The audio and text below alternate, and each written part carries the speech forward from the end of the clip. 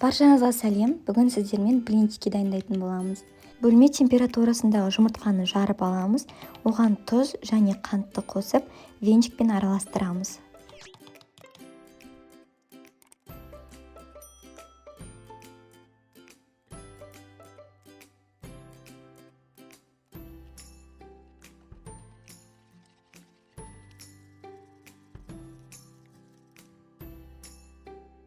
Одан кейін ұнның жартысын електен өткізіп қосамыз.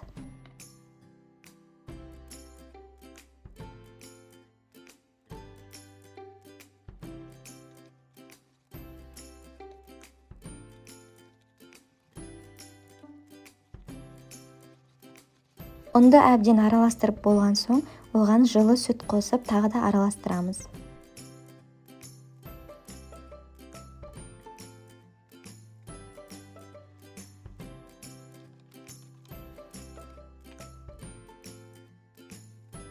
Қалған жарты ұнымызды електен өткізіп қосамыз.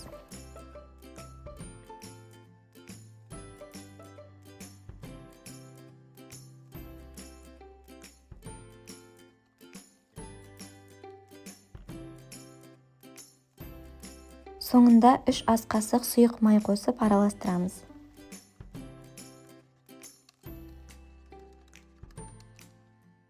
Табаны қыздырып майлап аламыз.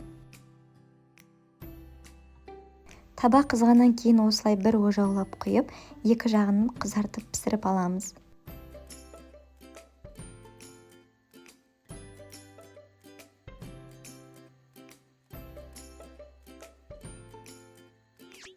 Екінші жағын осылай аударып қызартып пісіріп аламыз. Дайын болған блинчиктерға кез келген начинка салып, дастарханға ұсынсаңыз болады. Жасап көріңіздер, өте жеңіл рецепт. Баршаңызға ас болсын, және каналға тіркелуді ұмытпаңыз.